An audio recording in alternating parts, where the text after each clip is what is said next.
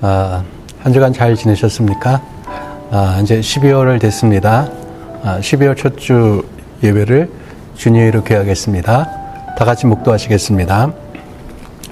여호와를 경외하며 그의 길을 걷는 자마다 복이 있도다. 내가 내 손이 수고한 대로 먹을 것이라. 내가 복되고 형통하리로다. 내 집 안방에 있는 내 아내는 결실한 포도나무 같으며 내 식탁에 둘러 앉은 자식들은 어린 감람나무 같으리로다. 여호와를 경외하는 자는 이같이 복을 얻으리로다. 여호와께서 시온에서 내게 복을 주실지어다. 너는 평생에 예루살렘의 번영을 보며 내 자식의 자식을 볼지어다. 이스라엘에게 평강이 있을지로다. 아멘. 기도하시겠습니다. 하나님 아버지, 이 시간에 주 앞에 기도합니다. 우리 사랑하는 성도들 이 시간에 주 앞에 예배하기 위해서 나왔습니다. 하나님 함께 해주시고 이 시간에 주의 성령으로 예배드리는 한심령 가운데 주께서 찾아가셔서 역사하시고 새 일을 행하여 주시옵소서. 하나님, 우리에게는 주께서 주시는 새 힘이 필요합니다. 하나님, 주께서 한 주간 승리할 수 있는 성령의 능력과 말씀의 힘으로 우리를 이 시간에 새롭게 하여 주시옵소서. 이제 2020년 한 해도 다 지나가고 12월 한 달만 두고 있습니다. 하나님, 코로나로 힘들었던 올 한 해였지만은 그 가운데도 주님의 은혜가 있었고 주님의 함께 하심이 있었습니다. 주님 감사합니다. 마지막 한 달을 주님의 은혜로 잘 마칠 수 있도록 주님 도와주시고 함께하여 주시옵소서. 하나님, 우리 비시객 한인교회에 있어 기도합니다. 이 교회가 이 땅에서 하나님 주께서 우리에게 맡기신 선교적 사명을 잘 감당하게 하여 주시옵소서. 한인사회의 복음화와 또한 다음 세대를 준비하는 모든 일들과 이 땅의 복음화를 위해서 이 한인교회가 선교적 사명을 잘 감당할 수 있도록 좀 도와주시고 인도하여 주시옵소서. 이 교회를 통해서 하나님의 복과 하나님의 복음이 이 땅 가운데 강같이 흘러갈 수 있도록 좀 도와주시고 인도하여 주시옵소서. 우리 사랑하는 성도들 위해서 특별히 기도합니다. 하나님 아버지, 우리 사랑하는 성도들 가정과 또한 사업장과 사역터 가운데 주께서 함께 해주셔서 하나님 아버지 그곳에 하나님의 임재가 있게 해 주시옵시고 하나님의 함께 하시는 은혜와 복이 흘러갈 수 있도록 좀 도와주시고 인도하여 주시옵소서. 하나님, 이 예배를 통해서 주께서 우리 가운데 새 힘을 공급하여 주실 줄 믿습니다. 감사하며 예수님의 이름으로 기도드렸사옵나이다. 아멘. 네, 하나님 말씀 보겠습니다. 하나님 말씀 마태복음 11장 28절에서 30절 말씀까지 보겠습니다. 마태복음 11장 28절에서 30절 말씀까지 보겠습니다. 제가 봉독하겠습니다.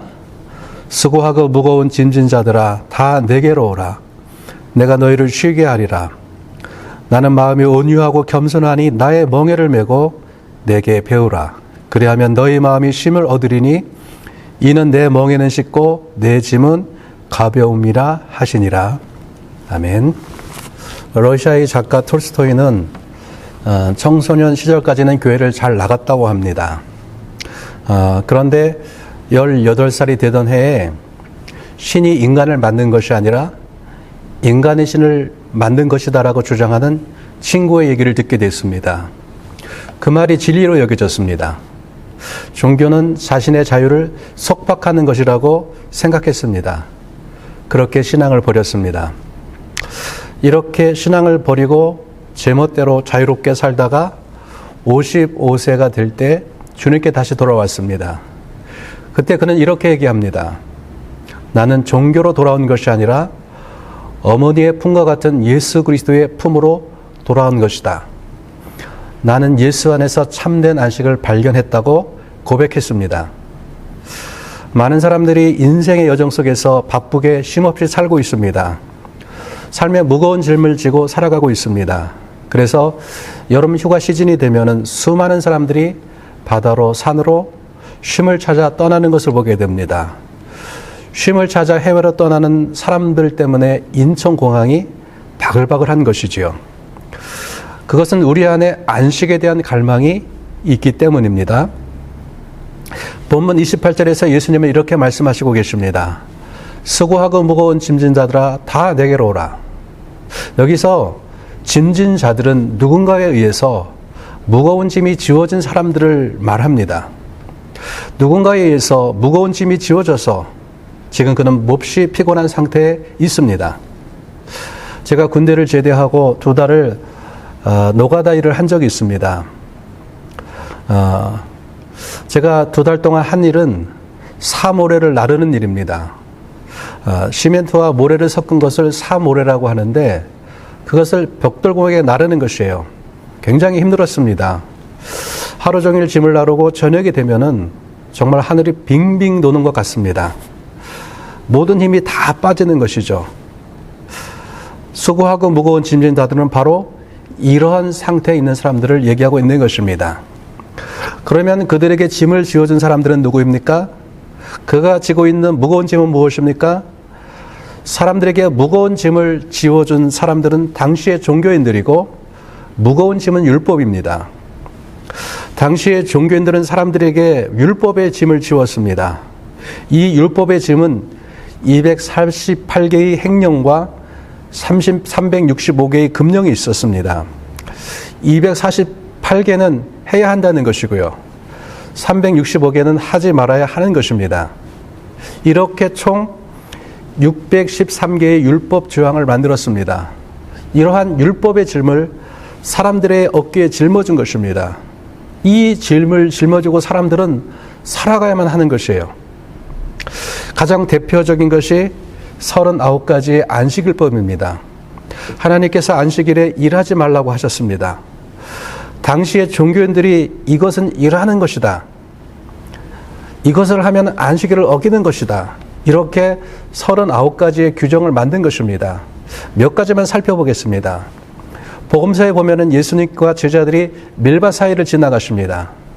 배가 고팠던 제자들이 미리삭을 잘라서 비벼서 먹습니다. 그런데 39가지의 안식일법에는 이런 것이 있습니다. 안식일에는 수확을 해서는 안 되고 타작을 해서는 안 되는 것입니다. 이것을 하면 일이다라고 그들이 규정을 한 것이에요. 그런데 제자들이 미리삭을 잘라서 비벼서 먹은 것입니다. 미리삭을 자른 것은 수확한 것이다. 비벼서 먹은 것은 타작을 한 것이다. 이것을 본 바리새인들이 예수님과 제자들에게 안식일법을 어겼다고 시비를 거는 것입니다. 여러분, 39가지의 안식일법에는 이런 것들도 있습니다. 글을 쓰는 것과 관련돼서는요, 글자를 한자 쓰는 것은 일이 아니에요. 2자 쓸 때부터는 일이 되는 것입니다. 의복과 관련해서는요, 바느질을 할 때 바느질 코를 한 번 꿰매는 것은 일이 아닙니다. 2번 코를 꿰 때부터는 일이 되는 것입니다. 이것이 어떤 기준에 의해서 그렇게 정했는지는 모릅니다. 그러나 당시의 종교인들이 그렇게 정했다는 것이에요. 이런 것도 있습니다. 안식일에 빗자루로 방을 쓸고 있습니다. 근데 그것은 일이 아니에요.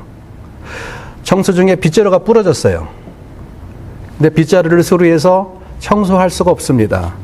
수리하는 것은 일이기 때문에 그렇습니다. 왜 그런지는 몰라요. 그러나 그 당시에 종교인들이 그렇게 규정했다는 것입니다. 여러분, 하나님이 그들에게 안식일을 주신 이유가 무엇입니까? 이스라엘 백성들이 처음 안식일을 지킨 것이 언제입니까? 먼저 이것을 생각해 보겠습니다. 여러분, 이스라엘 백성들이 율법을 받은 것이 언제입니까?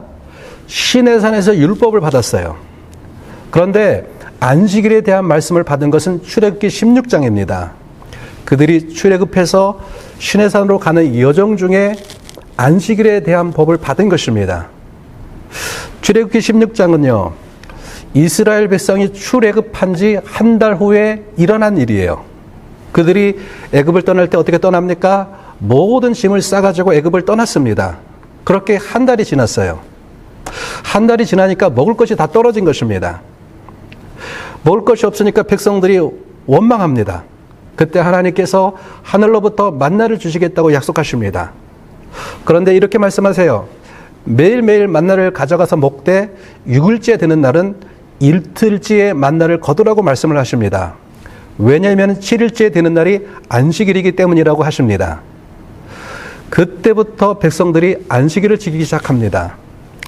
백성들이 시내산에서 율법을 받기 전에 먼저 하나님께서 안식일법을 주신 것입니다.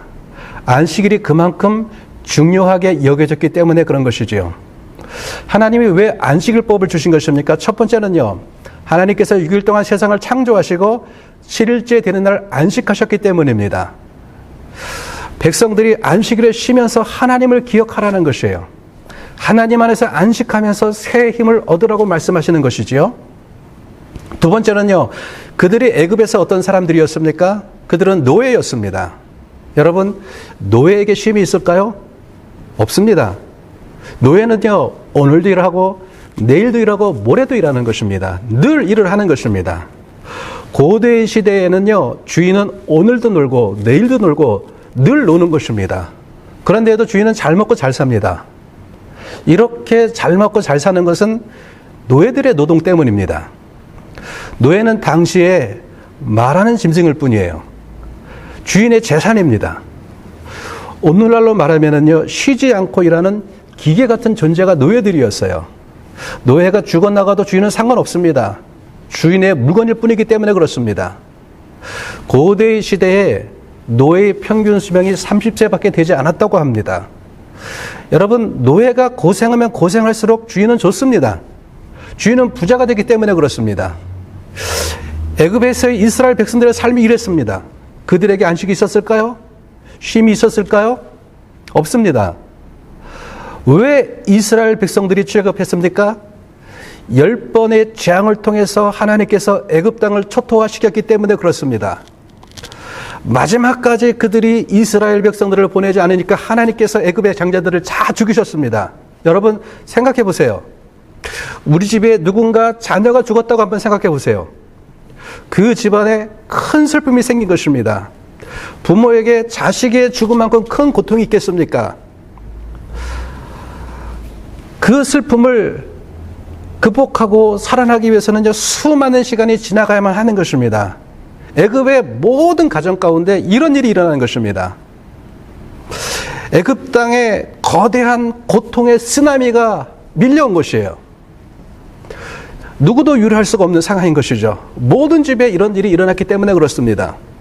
여러분, 특별히 고대 시대에요, 장자는 훨씬 더 중요한 존재들이었습니다. 그 집안의 대를 이어가야 하는 존재였기 때문에 그렇습니다.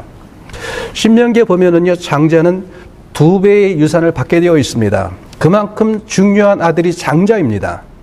그런 장자가 애굽에서 다 죽은 것입니다.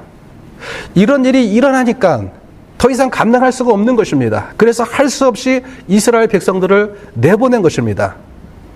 이렇게 내보내놓고 애굽의 군대가 다시 쫓아옵니다. 왜 쫓아옵니까? 그들을 다시 잡아들이기 위해서요. 여러분, 이스라엘 백성들이 장정만 660만입니다. 어마어마한 재산인 것이에요. 이들을 노예로 부리면은요, 애굽은 강해지는 것이에요. 잘 살 수가 있는 것입니다. 10가지 재앙으로 애굽이 폐허가 되어 있습니다. 그 애굽 땅을 이들만 있으면 다시 재건할 수가 있는 것이에요. 그래서 다시 잡으러 오는 것입니다. 그러면 이스라엘 백성들이요, 애굽에 있을 때 가장 큰 소망이 무엇이었을까요? 안식하는 것입니다. 쉬는 것이에요. 노예로서의 쉼없는 삶을, 고통스러운 삶을 살아가고 있는 그들에게 가장 필요한 것은 안식이었던 것이에요. 여러분, 성경의 가장 큰 주제 중에 하나가 안식입니다. 하나님의 6일을 일하고 7일째 안식하셨습니다. 여호수아의 시대의 목표는요, 땅을 차지하고 그 땅에 정착하고 안식하는 것이었어요. 솔로몬 시대를 이렇게 표현하고 있습니다. 열왕기상 4장 25절을 보면은요, 포도나무와 무화과나무 아래에서 평안하게 살았더라. 하나님의 은혜로 안식을 누리는 삶을 표현할 때 그것을 표현하는 관용어적 표현이 포도나무와 무화과나무 아래서 안식했다고 하는 것이죠. 그리고 그 결과로 솔로몬의 성전이 지어진 것입니다. 오늘 주님께서도 이렇게 말씀하고 계시죠. 내가 너희를 쉬게 하겠다고 말씀하고 계십니다. 내가 너희에게 참된 안식을 주겠다고 말씀하고 있는 것이에요. 히브리서의 큰 주제 중에 하나가 안식에 대한 말씀입니다.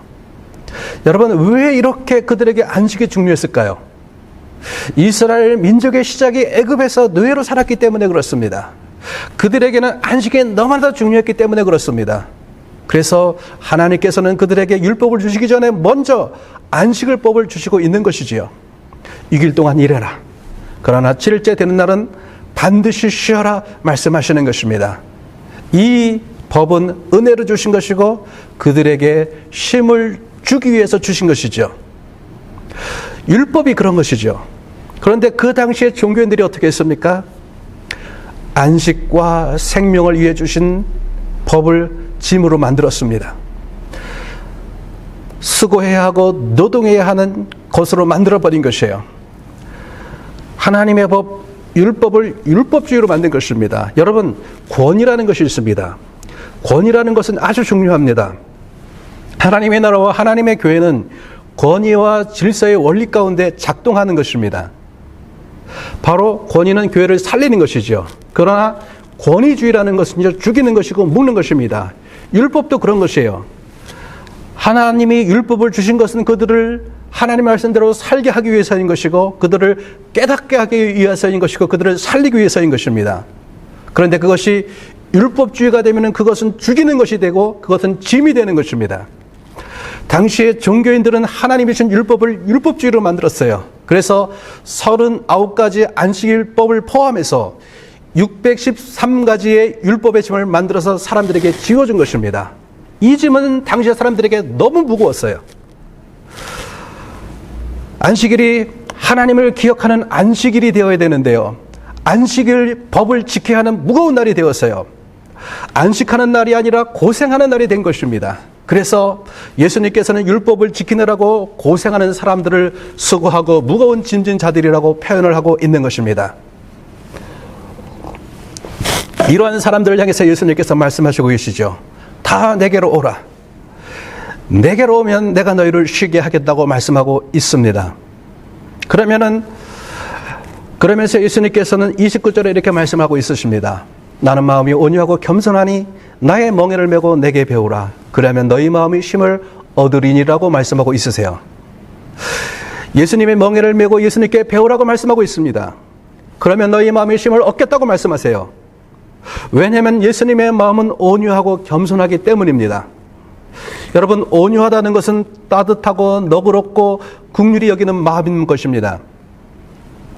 사람을 어떻게 하면 살릴까 하는 그러한 마음인 것이에요. 겸손하다는 것은 자신을 낮추고 겸비 여기는 마음입니다. 빌립보서 2장 5절에서 8절에서 예수님의 마음을 이렇게 표현을 하고 있습니다. 너희 안에 이 마음을 품으라. 곧 그리스도 예수의 마음이니 그는 근본 하나님의 본체시나 하나님과 동등됨을 취할 것으로 여기지 아니하시고 오히려 자기를 비워 종의 형체를 가지사 사람들과 같이 되셨고 사람의 모양으로 나타나사 자기를 낮추시고 죽기까지 복종하셨으니 곧 십자가의 죽으심이라. 예수님은 겸손하셔서 하나님이신 분이 스스로 종의 형체를 가지셔서 사람들과 같이 되셨습니다. 예수님은 온유하셔서 사람들을 향한 따뜻하고 긍휼한 마음을 가지셔서 사람들을 살리기 위해서 십자가에서 죽으셨습니다. 이것이 예수님의 마음인 것이죠. 그 마음 때문에 예수님은 하나님이신 분이 이 세상에 사람으로 오셨고 우리를 한없이 긍휼히 여기는 마음 때문에 십자가에서 죽으신 것입니다. 여기서 한번 생각해 보았으면 좋겠습니다. 여러분, 예수님이 이 말씀을 하실 때 두 마음이 있는 것이에요. 하나는 예수님의 마음이고 하나는 당시의 종교인들의 마음입니다. 요한복음을 5장을 보기를 원해요. 요한복음 5장 2절 이후를 보면은요, 예수님께서 베데스다 연못에 가셨는데 거기에 38년 된 병자가 있었습니다. 베데스다라는 말은요, 은혜의 집, 자비의 집이란 의미를 가지고 있습니다. 은혜의 집이란 이름을 가지고 있는 베데스다에서 38년 동안 은혜를 받지 못하고 병든 채 살고 있는 병자가 있습니다. 그 병자에게 예수님께서 찾아오신 것이에요. 예수님께서 38년 된 병자를 고치시는데 이렇게 하십니다. 내 자리를 들고 가라고 말씀하십니다. 그때 그가 치유되어서 자리를 들고 걸어 나갑니다. 예수님께서 왜 그에게 자리를 들고 걸어가라고 하신 것입니까? 치유와 함께 새로운 삶을 향해 나아가라고 하신 것입니다. 여러분 생각해 보세요. 병자는 38년 동안 그곳에서 병자로 있었어요. 38년 동안 그곳에서 살았다면요, 그 자리가 그의 인생인 것이에요. 고침을 받아도 그것을 떠날 수가 있을까요? 없는 것이지요. 그의 완전한 고침은 치유와 함께 그 자리를 떠나서 새로운 삶을 향해 나가는 것이죠. 그래서 예수님께서는 자리를 들고 떠나라고 하시는 것입니다. 병자를 긍휼히 여기시는 예수님의 마음 때문에 이 일들이 일어난 것이지요. 그런데 그날이 안식일이었어요. 38년 된 병자가 자리를 들고 가니까 유대인들이 시비를 겁니다. 왜 안식일에 물건을 들고 나가서 안식일법을 어기냐고 시비를 걸고 있는 것이에요. 여러분, 안식일의 진정한 의미가 무엇입니까? 안식일은요, 구원과 안식의 날인 것이에요. 구약의 안식일은요, 구원과 안식이 연결되어져 있습니다. 여러분, 구원이 있어야 안식이 있는 것입니다. 노예의 상태에서는 안식이 없는 것이에요. 그래서 하나님께서 이스라엘을 구출하시고 그들에게 안식일을 주신 것입니다. 병자에게는 회복이 있어야지만 안식이 있는 것이에요. 복음서에 보면 예수님께서 계속해서 안식일에 병자들을 치유하고 있는 것을 보게 됩니다. 그들에게 치유하는 구원이 있어야지만이 진정한 안식일이 오기 때문에 그렇습니다. 38년 된 환자는 38년 동안 누워 있었어요. 여러분, 그가 병자로 누워 있는 한은요, 그 상황에서는요, 안식도 없고 구원도 없습니다. 안식일을 맞이해도요, 그에게는 참된 안식일이 아닌 것이에요. 예수님께서 그 병자를 자리에서 일으키셨습니다. 그 병상에서 그 38년 된 병자가 일어났을 때 그에게 구원이 온 것입니다. 그 자리에서 일어났을 때 그에게 안식이 온 것이에요. 그에게 진정한 안식일이 시작된 것입니다. 이것이 안식일의 진정한 의미인 것이죠. 여러분, 안식일은 구원하는 날이고 그래서 진정한 안식을 주는 날인 것입니다. 그런데 당시의 종교인들은 진정한 안식이 시작되는 날에 병자가 그의 친구를 들고 일어났다고 시비를 걸고 안식일을 어겼다고 싸우고 공격하고 있는 것을 보게 됩니다. 여러분, 이러한 종교인들이 검사와 같이 지켜보고 있는 상황에서 사람들에게 안식이 있을 수 있을까요? 아니죠. 7일 동안의 삶이 무거운 율법의 짐을 지고 사는 삶일 수밖에 없는 것이에요. 거기에는 안식이 없는 것입니다. 무거운 짐만이 있는 것이고 수고만이 있는 것이죠. 그들에게 예수님께서 말씀하시는 것이죠. 나는 마음이 온유하고 겸손하다. 마음이 온유하고 겸손한 예수님을 만날 때 사람들의 마음이 이럴 것입니다. 어떤 노처녀가 있었습니다. 그 노처녀가 어떤 남자와 중매 결혼을 하게 됐어요. 그런데 첫날 밤에 남편이 신부에게 종이 한 장을 내놓으면서 서명하라고 하는 것이에요. 그 종이에는 아내가 지켜야 할 조건 16가지가 적혀 있었습니다.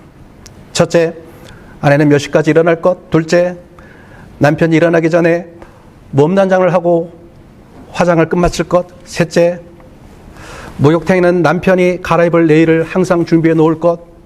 그 외에도 밥은 어떻게 지어야 하는가, 반찬은 어떻게 해야 하는가, 집은 어떻게 청소해야 하는가, 이렇게 16가지의 조건이 적혀 있는 것이에요. 이미 결혼을 했기 때문에 신부는 어쩔 수 없이 그 종이에 서명을 하고 그 조건을 지키려고 최선을 다했습니다. 그러나 그 조건들을 지킨다는 것이 너무나도 어려웠습니다. 결국은 1년 만에 이혼을 하게 되었습니다. 몇 년 후 그 자매는 어떤 남자를 새로 만나게 됐고 서로 사랑하게 됐습니다. 그 남자와 결국 재혼을 하게 됐습니다. 이렇게 결혼한 지 5년이 지났습니다. 어느 날 그 자매는 집안을 청소하다가 우연히 전 남편이 제시한 16가지 조건이 적혀있는 종이를 발견하게 되었습니다. 그 조건들을 다시 읽어보던 그 자매는 깜짝 놀랐어요. 왜냐하면 지금 현재의 남편을 위해서 자신이 하고 있는 일들이 전 남편이 제시한 16가지 일보다도 훨씬 더 많은 일을 하고 있는 것이에요. 그런데 그것을 하는 일들이 어렵거나 부담스러운 일이 아니었어요. 즐겁게 하고 있어요. 기쁘게 하고 있어요. 감사하며 하고 있어요. 왜냐하면 전 남편과 살 때 자신이 하는 일은 의무에 불과했어요. 무거운 짐이었습니다. 그러나 지금은 남편이 자신을 정말로 사랑하기 때문에 사랑하는 남편을 위해서 하는 그 일들이 힘들지 않았던 것이지요. 감사하고 행복한 일이었습니다. 여러분, 예수님께서 이렇게 말씀하셨습니다. 내 짐은 쉽고 내 멍에는 가볍다고 말씀하셨어요. 왜냐하면 예수님의 마음은 온유하고 겸손하시기 때문에 그렇습니다. 그래서 주님이 주시는 짐은 가볍습니다. 그런데 여기에 더 근본적인 문제가 있습니다. 예수님께서 나의 멍에를 메고 내게 배우라고 말씀하세요. 그러면 너희 마음의 힘을 얻겠다고 하십니다. 주님의 멍에가 무엇입니까? 십자가인 것이죠. 여기서 우리가 좀 더 생각해 보고 싶은 것이 있습니다. 유대인들이 그렇게 율법을 지키려고 한 이유가 무엇입니까? 구원을 얻기 위해서인 것입니다. 그들은 율법을 지켜서 의를 얻으면 구원을 얻을 수 있다고 생각했어요. 율법을 완전히 지키면 의를 얻을 수 있다고 생각했어요. 왜냐하면 율법에는 하나님의 의가 들어있기 때문입니다. 여러분, 율법에는 하나님의 의가 들어있는 것은 사실이에요. 그러나 로마서는 율법으로는 구원 얻을 자가 한 사람도 없다고 말씀을 하고 있습니다. 그래서 율법의 행위로는 참된 안식에 들어갈 수가 없는 것이죠. 율법으로는 죄를 깨달을 뿐이라고 말씀하고 있는 것이죠. 예수님께서 내 멍에를 메라고 말씀하시는 것은 무엇입니까? 여러분, 우리 인생의 가장 무거운 짐이 무엇입니까? 죄의 문제인 것이에요. 수많은 사람들이 이 문제를 해결하려고 합니다. 죄의 문제가 해결해야지만이 구원을 얻을 수 있기 때문에 그렇습니다.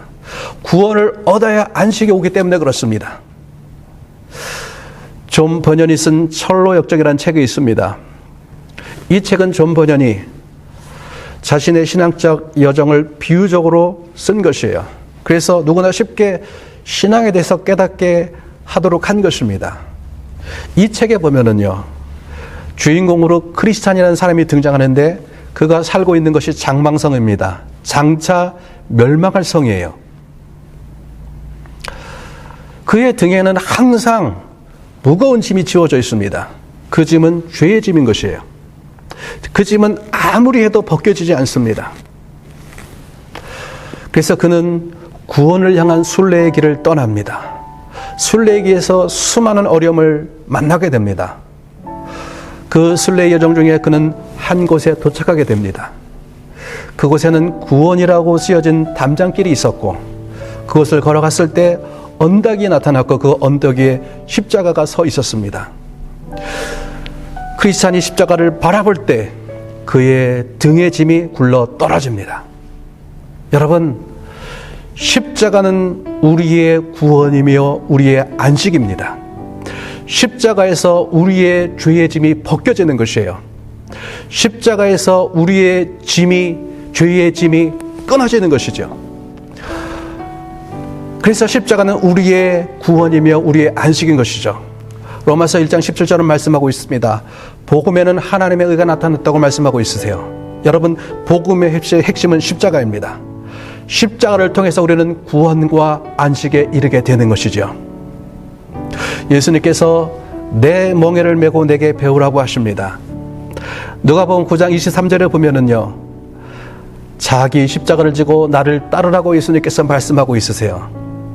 여러분, 십자가에서 나를 위해 죽으신 예수님이 온유하고 겸손하신 분이라는 것을 우리가 알아가면 알아갈수록 우리는 그분을 위해서 더욱 나의 삶을 드리고 싶어집니다. 십자가에서 나의 죄가 처리되고 나의 죄의 짐이 끊어졌던 것을 알게 되고 내가 의롭게 되어졌다는 것을 알게 될 때 거기서 참된 안식이 오는 것입니다. 주님이 내게 주신 자기 십자가를 지고 그분을 따라가는 것이 그때부터는요, 무겁지 않습니다. 그래서 주님께서 말씀하고 있는 것이죠. 수고하고 무거운 짐진 자들아, 다 내게로 오라. 내가 너희를 쉬게 하리라. 여러분, 주님 안에 참된 안식이 있습니다. 주님 안에서 우리의 죄의 짐의 무게가 끊어지는 것이죠. 그리고 우리는 그 주님 안에서 참된 소망과 참된 안식을 가지고 살아갈 수 있게 되는 것이죠. 여러분, 이러한 주님의 은혜가 여러분의 삶 가운데 풍성하기를 주님으로 축복합니다. 다 같이 기도하시겠습니다. 우리 이 시간 함께 기도했으면 좋겠습니다. 주께서 말씀하셨지요. 수고하고 무거운 짐진 자들아 다 내게로 오라고 말씀하셨습니다. 내가 너희를 쉬게 하리라. 내가 너희를 쉬게 하리라. 나는 마음이 온유하고 겸손하니 내 멍에를 메고 내게 배우라. 그러면 너희가 쉼을 얻겠다고 말씀하셨습니다.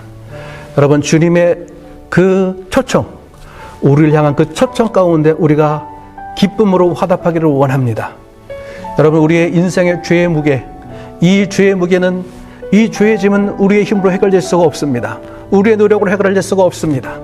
오직 예수님이 가신 십자가 안에서만이 그 죄의 짐들이 끌어지는 것이에요. 떨어지는 것입니다.